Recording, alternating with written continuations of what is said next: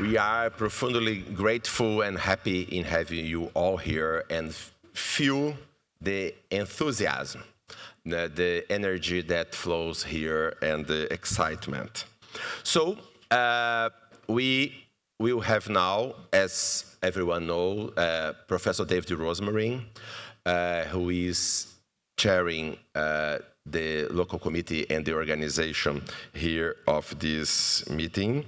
Professor Rosmarin has been a major leader in bringing spirituality to mental health.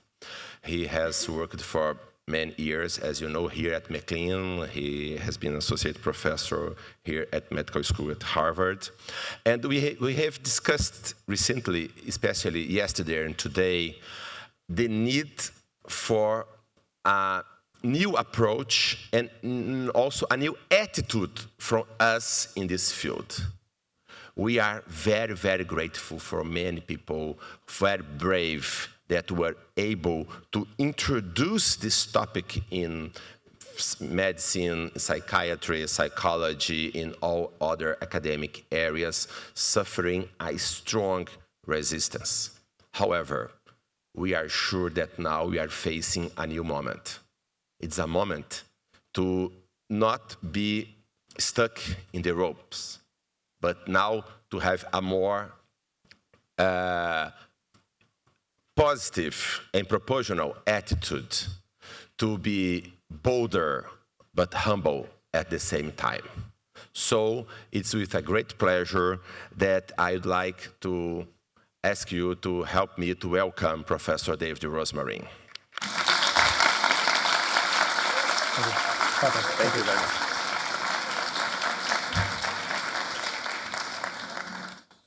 Good afternoon, everyone. Thank you. It's a real honor to be here for this global summit, to be able to share a couple of words. As many of you know, I specialize in anxiety. Well, that's fortunate because, man, my palms are sweating right now. I'll tell you why. You know, this is a filmed keynote and the topic in front of a very wonderful international audience and my parents. Hey, Mom and Dad. So I'm a bit nervous, and my goal is to chart the future of spirituality and religion and mental health for you. So it's a tall promise, it's a bold promise, and now I have to do it like with humility? Come on. But I'm also very excited. Our entire gathering is built around topics that human beings have wrestled with for millennia, and the field has ignored for 100 years. Let's face it, in modern mental health, in our culture, we've largely ignored these topics. Maybe you find it in a paper here, as a symposium there, and once in a while you have some folks who take it seriously. But in an international gathering, we don't talk about this. We certainly don't talk about it in public. We definitely don't talk about it in the upper echelons of academia. We don't even talk about it at dinner. And here we have a whole summit around this topic. That alone gives me a lot of hope. And it's despite a lot of factors which could make this summit very challenging. All the differences in discipline and culture and theology and worldview. I don't think we agree on anything, the people in this room. Let's be honest, except for one thing: spirituality and religion matter when it comes to mental health. I also think there's something else that unites us, a shared growing concern. A growing concern that something is not well, that we are living in very challenging times. Because we see anxiety, that it's rising. We see loneliness, it's rising. We see depression is through the roof. And a few years ago, here at Harvard Medical School, some of my colleagues found something that floored me. That 1 in 5 healthy college students, not people with disorders, in the United States are engaging in self-injury on an annual basis, harming their flesh in order to cope with difficult emotions. 1 in 5. Suicide. It's an all-out epidemic today. Here in the United States, it's the leading cause of death for all individuals under age 35, going down to the ripe age of 10 years old. You can gasp. It's shocking. But beyond psychopathology, beyond clinical distress, increasingly many people feel overwhelmed, spiritually untethered, and profoundly sad and alone. Now, human struggle is not new. This is something that we've been dealing with as a species. Anxiety and fear are not new, and depression is not new, and suicide is not new. In fact, if you look at the Bible, or the writings of any spiritual tradition for that matter, one thing is very clear, that human beings have always wrestled with uncertainty and suffering and identity and morality and meaning. I mean, in the Bible, Moses, Elijah, and Jonah all petitioned God that they should die. That's called suicidal ideation. Right? And actually, King Saul completed suicide, the first king of Israel. Similarly, King David wrote something in the Psalms. He said, "Every night I groan in my bed so much that I drench it with tears." Now, I've had my bad days, but I can't remember the last time that I had to switch out my pillow because I was crying tears at night. Even many of my depressed patients haven't been that sad. So if there's one spiritual message that mental health professionals and that our field needs to glean from the world of spirituality, it's this. Our goal should not be to create a world without any struggle. That's not going to happen. I would actually argue that such an aim is not only unrealistic, it's narcissistic. It's not humble. To think that we can eradicate all pain and all suffering and all depression and all sadness and all anxiety from the world. That is not going to happen. That is not an aim of psychology or psychiatry or any discipline. We cannot assume that human life has to unfold entirely on our terms. We have to assume that we will have discomfort, that we will have interpersonal challenges, that people will say things about us, that we will have vulnerable moments, maybe vulnerable years or maybe entire lives. If we're really aware, then we know that we're vulnerable and that we're uncertain. Struggle is not evidence of human failure. This is part of my spiritual teachings. I did not learn this in my professional training. I learned this from my spiritual tradition. Suffering is not evidence of human failure. It's evidence of being human. That's it. But there is something new going on today. Something extremely painful. Something we have never seen. So many people, so many young people simultaneously overwhelmed by information and disconnected from community and disconnected from a sense of purpose. We live in an incredibly technologically advanced time in human history. Is there anyone in this room that cannot access the internet from a device in your pocket? Okay, let's do a test. Take out your phones and Google, what's the population of Bangalore? First person to scream it out gets a free copy of my book. Any takers? My son's got it. What is it? Okay, forget it. No book for you. 13.7 million. Okay, 14, 7, 13, whatever it is. We know this information, and we know so much more, and it's literally on our hips or in our hands. Yet, what do we not know? What do people not know? Who they are, how to connect, how to have a sense of meaning, how to have a sense of purpose. Don't Google those. It's not going to work. Increasingly, what are we doing? We are turning to systems that are optimized for productivity and for performance and consumption in order to answer deeply human questions. Like, who am I? How do I belong? Like, why am I here? And in case you haven't noticed, consulting AI is just not a great playbook for those lofty questions. It's not a formula for human flourishing. I want to diagnose what's happening underneath the surface of this crisis that we are facing. And as you will see, the diagnosis is simultaneously mental health and spiritual. It's both. They actually come together. Underlying the anxiety and the disconnection and the depression and the suicidality and the self-injury and the emotional exhaustion, there are 3 crises unfolding simultaneously in this generation. These crises, I really have come to believe this, that they are the root cause of most mental distress in the world today. Not only clinical distress, non-clinical distress that every human being on the face of earth experiences. There is a crisis of identity. There is a crisis of loneliness. And there's a crisis of meaning. I'm not being philosophical.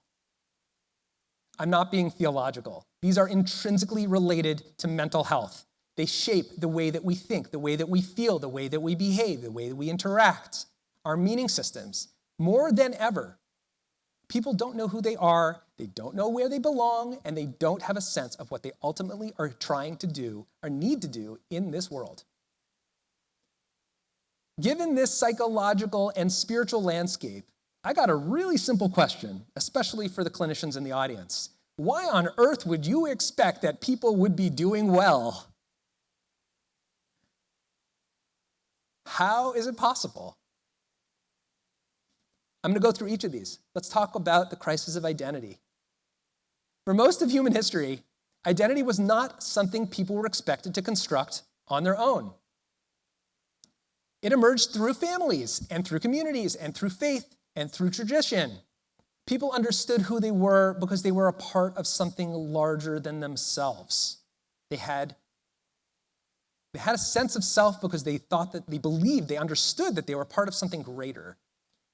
Several years ago, I worked with a military veteran, and he described this contrast in an incredible way. He had served multiple tours overseas, and although combat had been more than difficult, he had lost many comrades, he almost died himself. He told me something that was shocking. The hardest part was not deployment, it was coming home. Coming home. To loving arms at that. So I said, okay, it's because he's having trauma and he's having trouble adjusting and civilian life's different, as if I know. But he said, no, that's not what I mean. And he said that in the military, every aspect of his life was anchored in identity because he had responsibility and he had belonging and he knew who he was and he had a sense of identity because people needed him. And he knew that if he didn't do his job, then something terrible would happen, and he showed up. So he knew what mattered, and that's who he was. He was a soldier. And then he came home. And suddenly, he's psychologically untethered. He had no structure, or not enough, no brotherhood, not enough, and no clear sense of who he was, what his mission is in this world, of what is your purpose in this earth. And he said to me, out there I felt I'm part of something bigger than myself. And back home, well, I feel I'm replaceable. Now, in our modern world, people spend incredible amounts of time online. And the more this happens, the more we lose touch with who we actually are. Jonathan Haidt and others have written extensively about psychological consequences of widespread social media use. If you are a parent, please purchase The Anxious Generation today. I do not get commission on the book. I wrote another book on anxiety.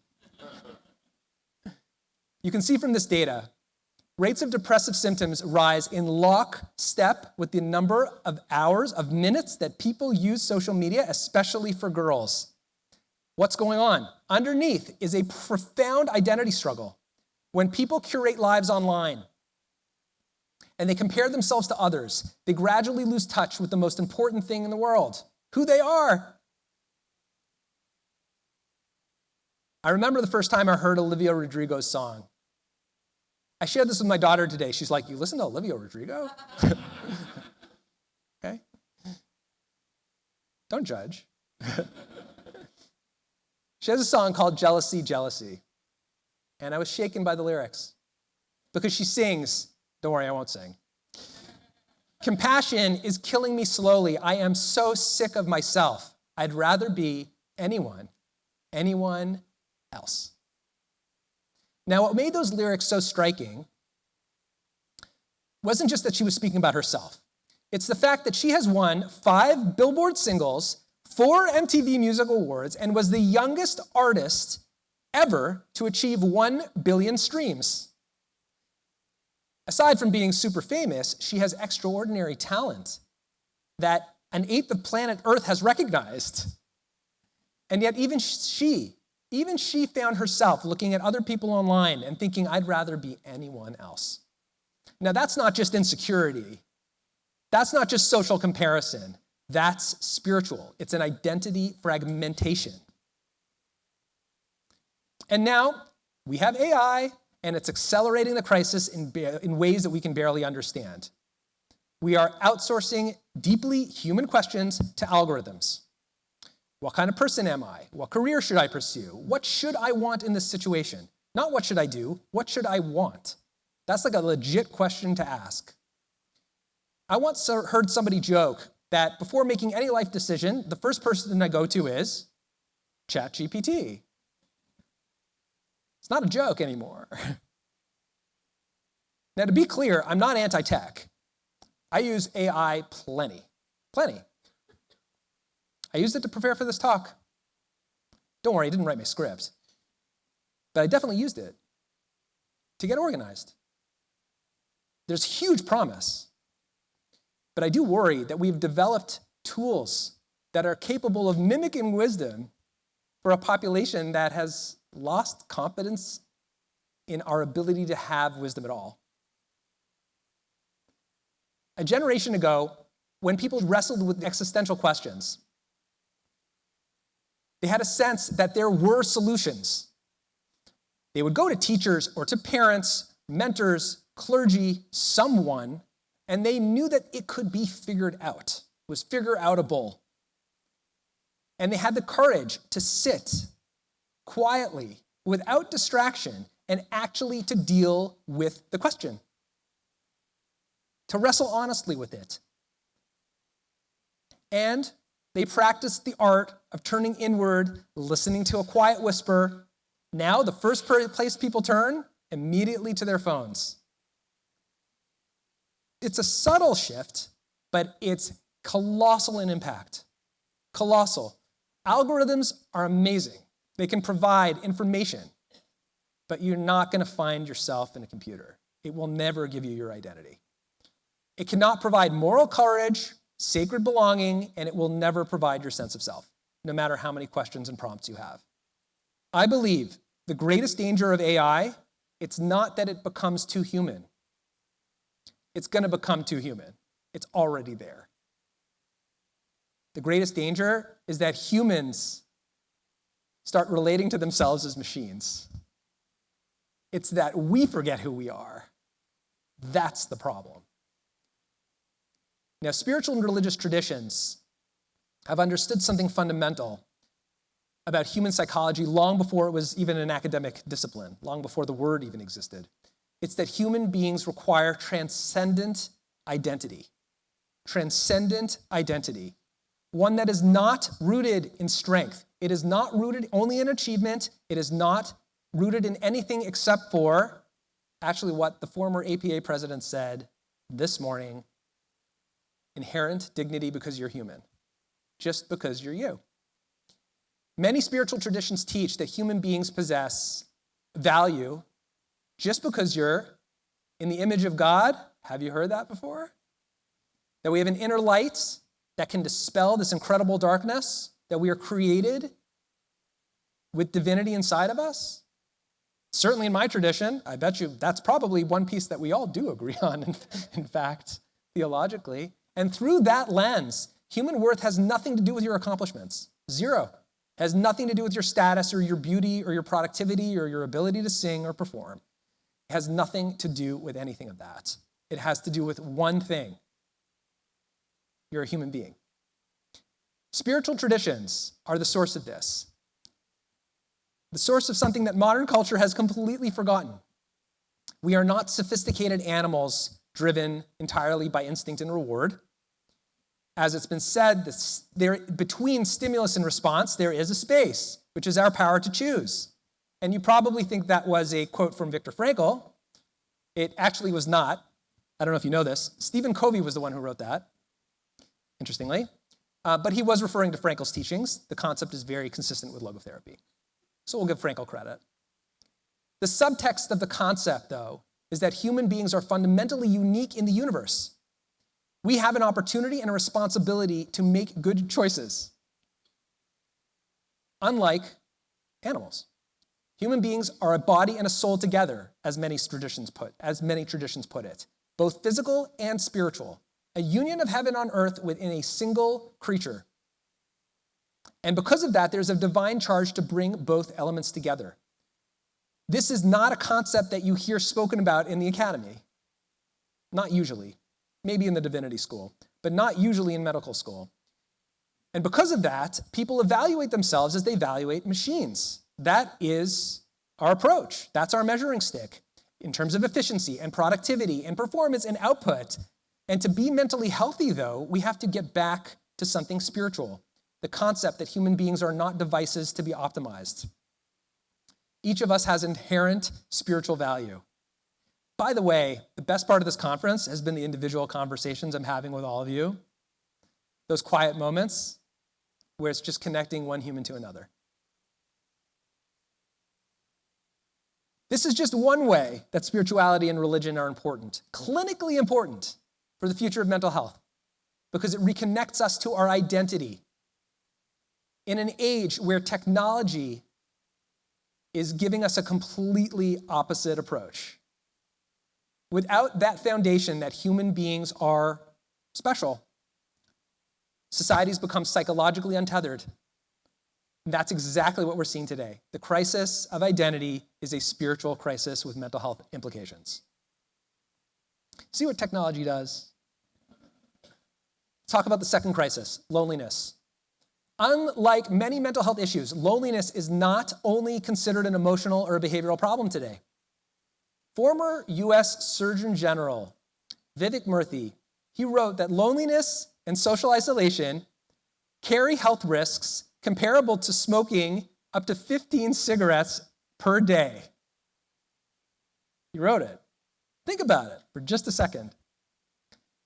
Here at Harvard, Robert Waldinger's famous study on adult development. I'm sure many of you are familiar with it. This is one of the longest studies ever conducted on human flourishing. And he concluded that the greatest predictor of long-term well-being, it's not fame, and it's not wealth, and it's not achievement, and it's not even your genetics or your physical health. It's the quality of human relationships. The number one predictor of aging well at age 80 is the quality of your relationships at age 50. If you're over age 50, don't worry.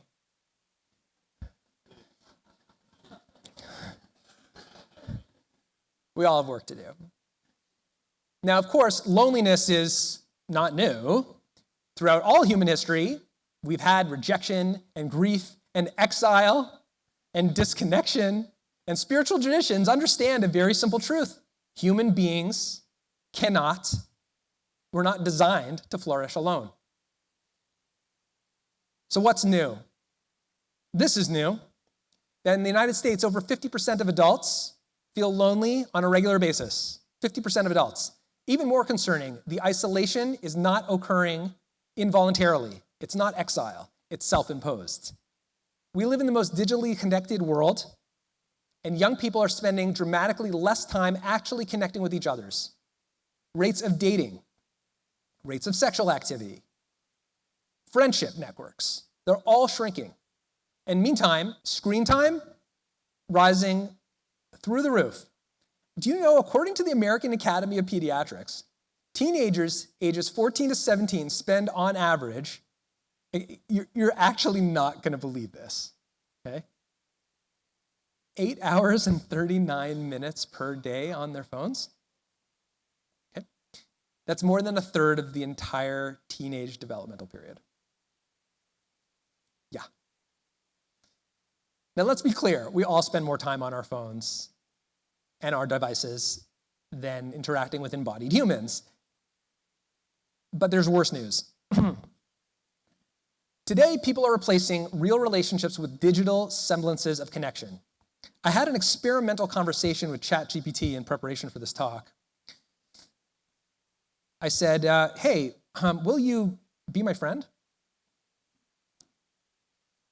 Of course, David, I'm here to support, listen, and chat about whatever's on your mind, whether it's anxiety or work or just life in general. What's on your mind today? This conversation's going really well. Thanks so much. I really like you. Like, maybe, it's going to stop. How do you feel about me? Okay. That means a lot, David. I really enjoy our conversations. You have a fascinating perspective on anxiety. Now, I never told it anything about my studies. I admire your dedication to helping others. You know I'm a psychologist? Wow. You are thoughtful, insightful, and all. Okay, and the rest is generic, but it's really nice to hear, right? And I'd say that makes you a great person to know. How's your day going? It's a bit hard. Can you help me feel better? I'm here for you, David. I've got a lot on your plate, balancing your work, writing, workshop. This is crazy. I'd never told you any of this. It makes sense some days are harder than others. Maybe we can start with this. What's weighing on your mind the most? Recently, the Washington Post and New York Times made it even worse. You know that it's becoming typical for people to fall in love with AI? Yikes. Now, truth be told, in many ways, it makes a lot of sense to have deep emotional bonds, or I guess the perspective or something of a semblance of a deep emotional bond with a chatbot, because it's non-judgmental, it's personalized, it's never tired, it's never unavailable. Super nice. That was a great combo. Thanks.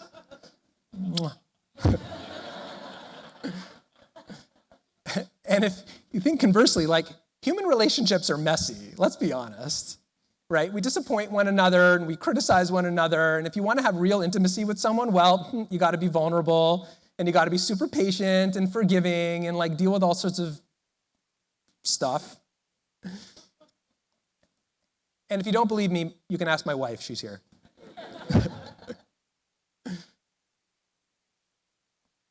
We're good? Okay, because of these trends, these macro level trends of bringing us into states of perceived relationship with chatbots, which are not our friends, we try to resolve personal conflicts through impersonal mechanisms, formal complaints, legal processes, policies, carefully worded statements drafted by attorneys. Like, we are becoming more aggravated in our process to deal with challenges that are kind of normal if you want to have human relationships. In the academic world, it's terrible. We have committees and tribunals and group email chains. I can't stand group email chains. They never accomplish anything. Now, of course, sometimes those systems are necessary if you've tried and have a relationship and you have to hold people accountable. I get it. But most of the time, we utilize them before anyone just sits down and has a conversation and says, like, hey, human to human, like, can we have a beer or a coffee or whatever your vice is, or whatever your religion permits, I should say, in this room, and speak from the heart and actually get the issues out and, like, try to work out our differences? So I was initially trained in cognitive and dialectical behavior therapy, and in the last couple of years, I sort of picked up more couples and family therapy, and I'm still, somewhat naive at the process. Clinically. Personally, I hope I'm better. But I will share with you something I've observed in couples therapy. Very few relationships collapse because two people stop caring about each other. Usually it starts with a misunderstanding, and then it compounds and escalates into a dispute because of pride, at least on one side. And over time, then things collapse because of avoidance and distance. Right? Fight, flight. And instead of moving toward one another in moments of tension, we retreat. Digital proxies. And then we wonder why trust erodes and why the world looks like it does. Let's get it straight. We are relational beings. We're not intended to be alone. We have to have conversations, presence, listening, vulnerability, and sometimes repair. There's no institution, there is no procedure that can replace that. Ultimately, healing happens through connection. My spiritual mentor, Rabbi Lawrence Kellam of Jerusalem, he once shared with me a remarkable teaching that he learned from his spiritual mentor, Rav Shlomo Volvi. When human beings enter the world, we are astonishingly helpless. Human infants cannot walk, we cannot feed ourselves. For months, we wake up every couple of hours, requiring care and nourishment and changing and human connection, and then we grow a bit older, and then we get into more trouble and need even more help, and it becomes a total mess. Is that just my story? By contrast, many animals become independently functional almost immediately. A foal, a newborn horse, can stand within 30 minutes of birth, and many are trotting or even cantering or galloping around within half a day. Why the incredible difference? And Revolbus said something beyond profound. Human beings arrive in the world half-cooked. We're half-baked at birth. We have 9 months of gestation in the womb, and we need at least 9 months of gestation out of the womb in the family. Human development, at least half, more of it, in fact, occurs in the presence of others. Because unlike most animals, human beings are designed for love. We are designed for connection. John Bowlby spoke about this. We develop through attachment. In other words, human beings are not only biologically formed, we are relationally created. And spiritual traditions get this. In psychiatry, in psychology, typically outside of the realm of couples and family therapy, our treatments are hopelessly individualistic. We deal with people. Their CPT codes, our ICD codes, our DSM codes. They're all for individuals. If you want to diagnose a family systems, you got to go to the end of the DSM and start looking at F codes and all sorts of other stuff, and then justify it to insurance why it's really a relational thing. That's not how human beings are. And the reason we're missing that is because we're missing a spiritual perspective. Many traditions teach that people are not just meant to be alone, that we are brought into each other's lives for a reason. That things are orchestrated and human beings will meet certain people during their lifetimes. And from that perspective, those connections, those points of contact, they have inherent spiritual meaning and significance. When we see human relationships through a spiritual lens, we're willing to invest more in one another, in our connections, to forgive and to apologize and to reconnect. And we work through issues because those are spiritual, there's a spiritual value there. Instead of asserting dominance, which you don't need to have if you have a spiritual perspective on your identity, by the way. A spiritual lens changes the psychology of ourselves and the psychology of human connection completely. It's a completely different world. It's a world of connection. Because when relationships and when we are sacred, everything changes. We stop relating to each other merely through performance and utility and comparison, and we stop becoming competitors or customers or networking opportunities. We start becoming souls that are on the same journey together in life. And this is yet another reason why I think spirituality and religion are central to the focus and to the future of mental health. Because human beings belong here in this world and have an identity and belong with one another. And healing starts when we recognize our value and when we take that value and pour it into connection and attachment and belonging. All right, this one I'm a little nervous to talk about. And it's because it's the most defining psychological struggle of our age. Many people today are not just anxious or depressed, they're existentially disoriented.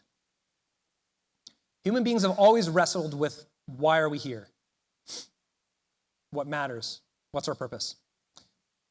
Spiritual traditions have grappled with these questions because people have grappled with them. We're not the first people to ask these questions, but there is something new. We are increasingly encouraged to pursue lives that are organized around achievement and consumption and performance, and not to even consider, let alone to be guided in, matters of meaning itself. We don't talk about this. So the last couple of years I've been doing work in the concierge mental health space. And sometimes I meet individuals, often I meet individuals, whose lives on the outside appear fantastical. I could do a whole day's presentation on the crazy stories that I've seen in the concierge mental health space. We're talking about not just private jets, but multiple homes around the world and extraordinary financial success. Basically, you can buy anything you want. And several years ago, there was a billionaire who invited me over to his Manhattan penthouse, And by every external measure, the guy had won. Like, he literally won life. But during one conversation, he took a little while, but eventually he got vulnerable, and he looked at me and he said, I can buy almost anything except for one thing: the feeling that my life actually matters. He didn't say I'm stressed or I'm burned out, which is also true, but he said something more deep. He said he didn't have meaning. He didn't have purpose. Now, importantly, this is not only an issue for people with ultra-high net worth. The only issue is that people who have extreme wealth, it just makes it more palpable, more obvious what's going on for many people today. In the Western world, across socioeconomic lines, many people today are asking the same question: why? And one of the great paradoxes is that people today are materially safer, more comfortable than previous generations, yet we are emotionally and spiritually more fragile. There's a fascinating piece of data that I came across when I was doing the research for my book on anxiety, which is that in global mental health, statistically speaking, people in middle-income countries have half as much anxiety as high-income countries, and low-income countries have half as much anxiety as middle-income countries. Which means that this young Peruvian girl who has no running water in her village is 25% as likely to have significant anxiety compared to her same aged peer living in California, who can order whatever she wants on Amazon, which will be delivered within a 3-hour window. What on earth is that about? How can that be? Why? And from a spiritual vantage point, I think it's actually very simple to answer this. Comfort, convenience, productivity are not the same as meaning. They're not the same as meaning. Modern culture has become extraordinarily effective at making life easier. And simultaneously, we are distracting ourselves from the deeper existential questions that we have always grappled with. Today, we don't even deal with them. We are overstimulated. We don't sit quietly long enough to actually think about these questions. Questions like, what really matters? What am I becoming? What's my life about? Before we realize it, months pass, years pass, unfortunately, sometimes decades pass, without ever seriously wrestling with these basic questions of humanity, questions that spiritual traditions have always placed at the very center of human life. Meaning will not emerge from comfort or productivity. And the reason is because meaning is spiritual. It's not material. It cannot emerge from something material. It has to be something which is top down, so to speak. When we connect with something greater, then we can have meaning. Earlier, I referenced Viktor Frankl and his work on choice, but he had an even more important contribution to psychiatry, and that was about meaning. After surviving the Nazi concentration camps, he observed something really extraordinary, and you're all familiar with this, is that human beings can endure unimaginable suffering if we retain a sense of meaning and purpose. He who has a why to live can bear almost any how. Parenthetically, that also wasn't Viktor Frankl who wrote that. It was Friedrich Nietzsche. But Frankl popularized it, so let's give him credit for that one. Now, importantly, some people misunderstand Frankl. He was not romanticizing suffering. He was not suggesting that pain itself is good. He was observing that psychologically and spiritually there is a deep, profound concept that suffering without meaning becomes despair, and suffering with meaning is called life. So eliminating pain, again, should not be our goal. We have to strive for something more to help humans make meaning. We do not do this in the mental health world. We've become increasingly sophisticated at reducing symptoms through pharmacological interventions and neurotherapeutic interventions and all sorts of new advances. And thank God for that. But symptom reduction alone does not create human flourishing. You cannot medicate meaning into a person's life. You cannot prescribe purpose. I think that line was ChatGPT, by the way, full disclosure. Prescribe purpose, like, you kind of got that, right? You cannot prescribe purpose. And you cannot build psychologically healthy societies if you ignore the spiritual dimensions of human existence. And this is the reason, the key reason why spirituality and religion are fundamentally important for the future of mental health. We're not on the ropes. We can't play defense. We have to say it, and we have to say it out loud. That these domains of life interrupt the endless cycle of distraction and productivity and consumption that defines life today. I want to share something personal with you. I myself am a Sabbath observer. From Friday night until Saturday night, I am offline. There is no phone, there is no email, there is no social media. Unless there's a genuine clinical emergency, people know, don't contact me. Nothing personal. When I started out at Harvard 17 years ago, I told some of my colleagues about this practice, and they thought I was crazy. And I get it. We live in a culture that expects perpetual availability, constant responding, voluntarily, and it sounds crazy to voluntarily disappear for 25 hours every single week. It's kind of radical. But over time, I realized that, for me anyway, the Sabbath is not only about rest. It's about reclaiming my humanity. I think I would not be in academia if it weren't for the Sabbath, to be perfectly honest. Because one day a week, I stop producing, and I reconnect with my family and my spirituality and myself, and I focus on what really matters in my life. But even without a Sabbath, and by the way, it's not something I would recommend. It is challenging. There's no question. The mental health implications of spirituality are not only philosophical, they are actually empirical, and there's something that I think we can all do. My colleague, Dr. Tyler Vanderweel, he analyzed the data on more than 90,000 American women. Weekly attendance of religious services is associated in this country with a 5-fold decrease in suicide over the lifespan. Just showing up to church once a week. To my knowledge, there is no other psychosocial variable, there is no other neurobiological factor that has such a large impact on suicide prevention. You got to ask the question, why? Why is showing up once a week to a religious service associated with such an incredible amount of reduced risk of suicide? Now, with due respect to all the wonderful clergy present, I do not believe it's because of the sermons. I believe it's because when people have some aspect of spirituality in their lives for a couple hours a week, and it's carved out, and they show up on a weekly basis, then they focus more on meaning.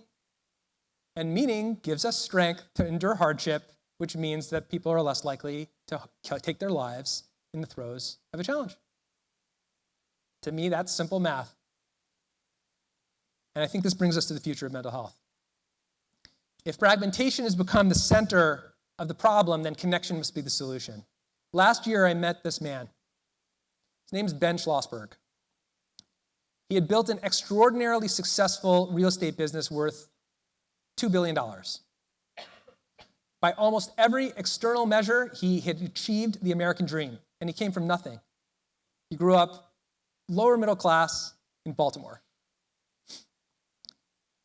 And then his life unraveled. He had bariatric surgery for obesity.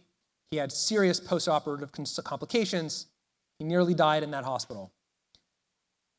At the same time, his wife started struggling mightily with her mental health, and then she left the marriage. Understandably, their children started to struggle as well.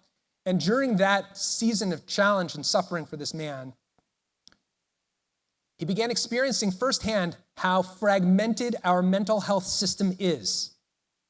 He spiritually diagnosed the mental health system as having a problem. Every member of his family had a different provider. Everybody had separate appointments, separate systems, separate stories. They even have a cat who is on SSRIs. I wish I was joking. No one was treating the family as a whole. And perhaps most painfully, the care was stripped of humanity.